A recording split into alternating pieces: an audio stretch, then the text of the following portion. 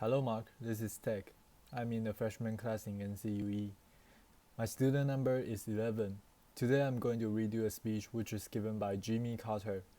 Why I believe the mistreatment of women is the number one human rights abuse. As a matter of fact, I was trying to think about my career since I left the White House. And the best example I have is a cartoon in the New Yorker a couple of years ago. The little boy is looking up at his father and he says, "Daddy, when I grow up, I want to be a former president." Laughter. Well, I have had a great blessing as a former president because I have had an access that very few other people in the world have ever had to get to know so many people around this whole universe. Not only am I familiar with the 50 states in the United States, but also my wife and I have visited more than 145 countries in the world, and the Carter Center has had full-time programs in 80 nations on Earth. And a lot of times, when we go into a country, we not only meet the king or the president, but we also meet the villagers who live in the most remote areas of Africa.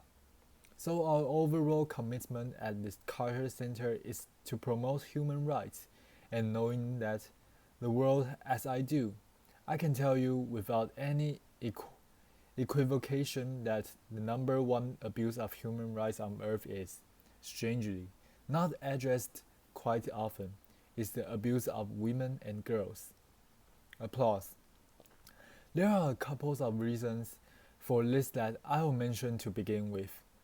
First of all is the misinterpretation of religious scriptures, holy scriptures, in the Bible, Old Testament, New Testament, Quran and so forth, and these have been misinterpreted by men who are now in the ascendant positions in the synagogues and the churches and in the mosques. And they interpret these rules to make sure that women are ordinarily relegated to a secondary position compared to men in the eyes of God. This is a very serious problem. It's ordinarily not addressed.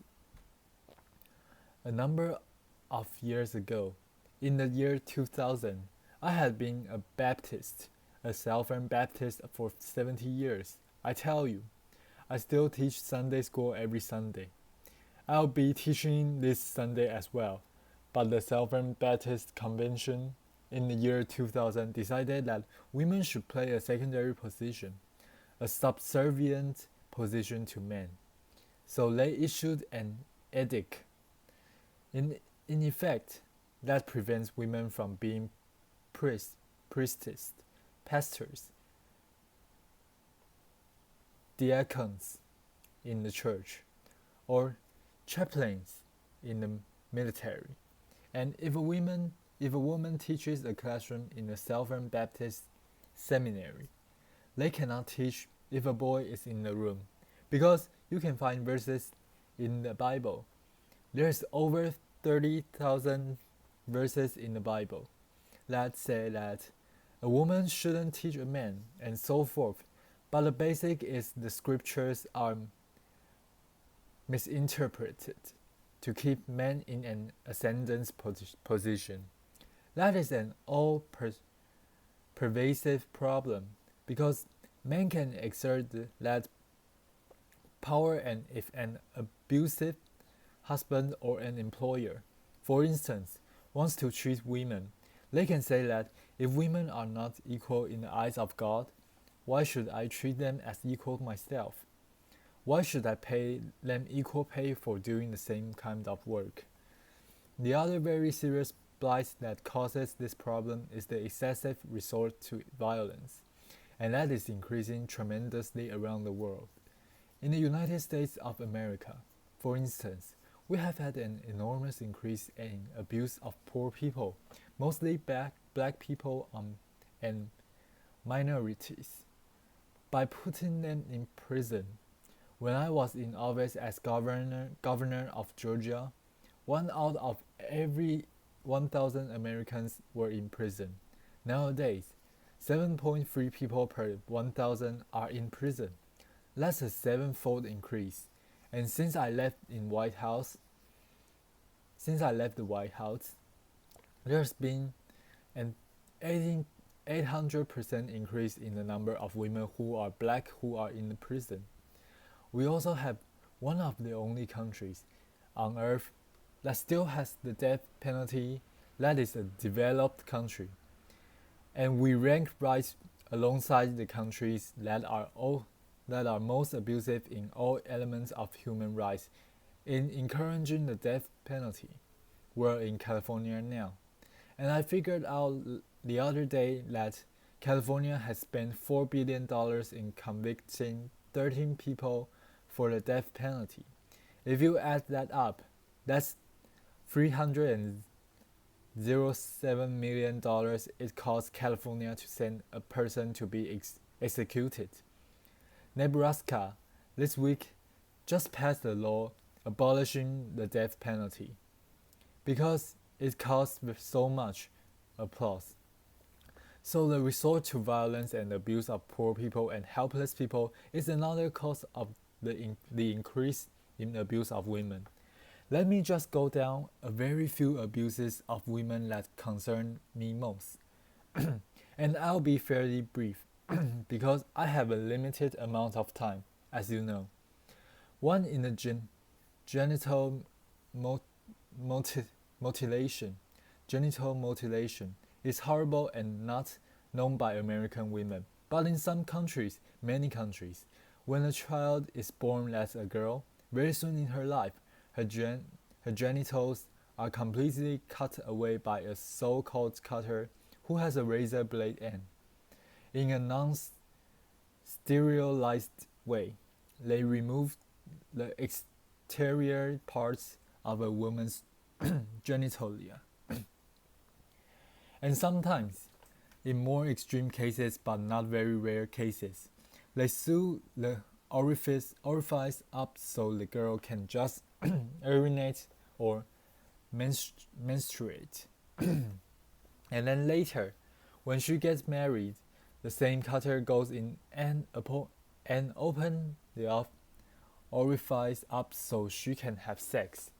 This is not a rare thing, although it's against the law in most countries. In Egypt, for instance, 91% of all the females that live in Egypt today have been sexually mutilated in that way. In some countries, it's more than 98% of women are cut that way before they reach maturity. This is the horrible affliction on all women that live in those countries. Another very serious thing is honor killings, where a family with misinterpretation again of a holy scripture. There's nothing in the Quran that mandates this. Will execute a girl in their family if she is raped or if she marries a man that her father does not approve, or sometimes even if she wears inappropriate clothing. And this is done by members of her own family, so the family becomes murderers when the girl brings so-called disgrace up to the family. An analysis was done in Egypt not so long ago by the United Nations, and it shows that 75% of these murders of a girl are perpetrated by their father, the uncle or the brother. But 25% of the murders are conducted by women. Another problem that we have in the world that relates to women particularly is slavery, or human trafficking it's called nowadays. There were about 12.5 million people sold from Africa into slavery in the New World back in the 19th century and the 18th century. There are 30 million people now living in slavery. The United States Department of State now has a mandate from Congress to give a report every year, and the State Department reports that 800,000, 808 million people are sold across international borders every year into slavery, and that 80% of those sold are women into sexual slavery. In the United States right this moment, 60,000 people are living in human bondage or slavery. Atlanta, Georgia, where this Carter Center is located and where I teach at Emory University. They have between 200 and 300 women. People sold into slavery every month. It's the number one place in the nation because of that. Atlanta has the busiest airport in the world, and they also have a lot of passengers that come from the southern hemisphere. If a brothel owner wants to buy a girl that has brown or black skin, they can do it for $1,000. A white-skinned girl brings several times more than that, and the average brothel owner in Atlanta and in the United States now can earn about $35,000 per slave. The sex trade in Atlanta, Georgia exceeds the total drugs trade in Atlanta, Georgia. So this is another very serious problem, and the basic problem is prostitution, because there's not a warehouse in America that's not known by the local officials, the local policeman, or the chief of police, or the mayor, and so forth. And this leads to one of the worst problems, and that is that women are brought increasingly and put into sexual slavery in all countries in the world. Sweden has got a good approach to it. About 15 to 20 years ago, Sweden decided to change the law, and women are no longer prosecuted if they are in sexual slavery, but the brothel owners and the pimps and the male customers are prosecuted. And applause. Prostitution has gone down. In the United States, we take just an opposite position. For every male arrested for illegal sex trade, 25 women are arrested in the United States of America, Canada, Ireland. I've already said Sweden, France, and other countries are moving now towards this so-called Swedish model. That's another thing that can be done. We have two great institutions in this country that all of us admire, our military and our great university system. In the military, they are now analyzing how many sexual assaults take place. The last report I got, there were 26,000 sexual assaults that took place in the military. 26,000. Only 3,000, not much more than 1%. Are actually prosecuted, and the reason is that the commanding officer of any organization, a ship like my submarine, or a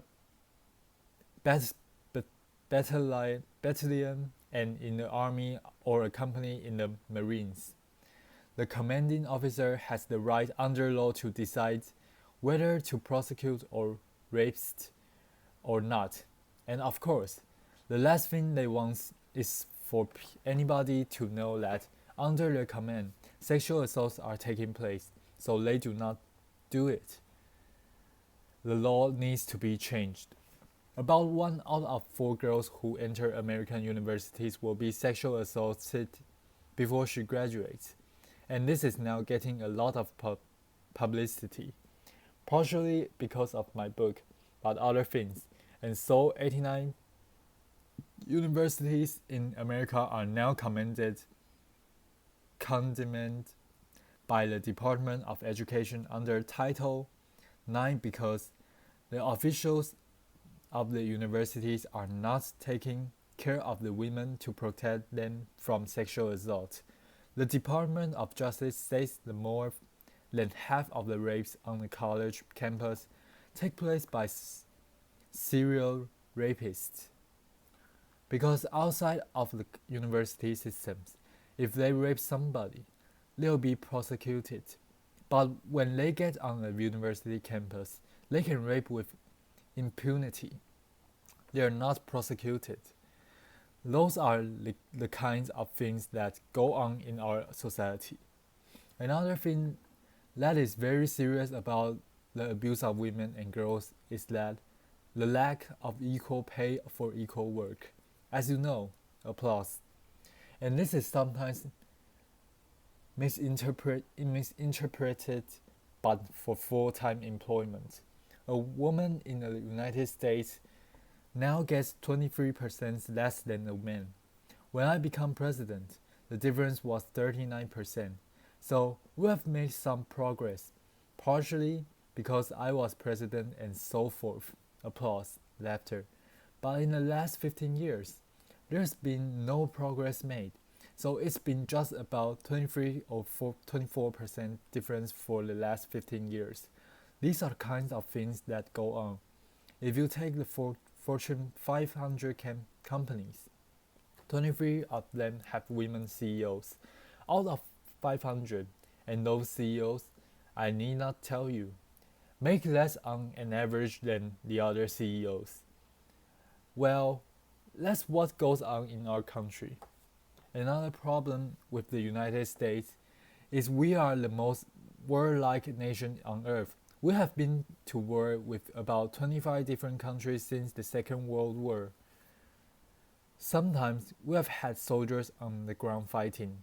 The other times we have been flying overhead dropping bombs on people. Other times, of course, now we have drones that attack people and so forth. We have been at war with 25 different countries or more since the Second World War. There was 4 years, I won't say which ones, where we didn't applause, we didn't drop a bomb, we didn't launch a missile, we didn't fire a bullet.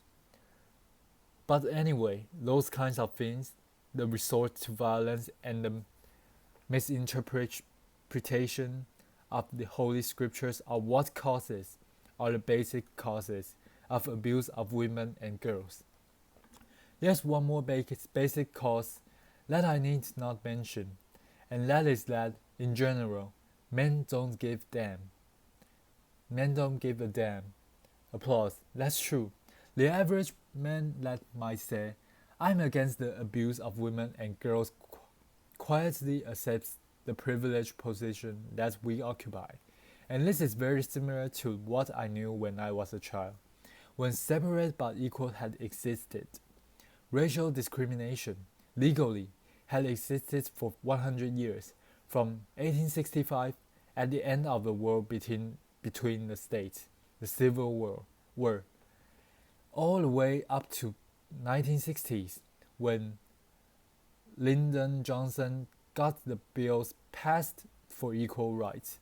But during that time, there were many white people that didn't think that racial discrimination was okay.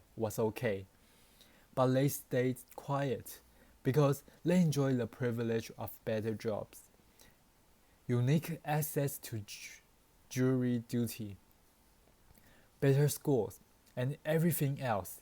And that's the same thing that exists today. Because the average man really doesn't care, even though they say, I'm against discrimination against girls and women.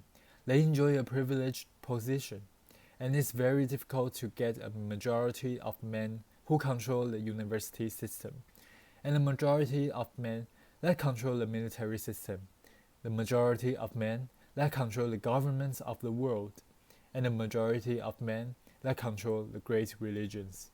So, what is the basic thing that we need to do today?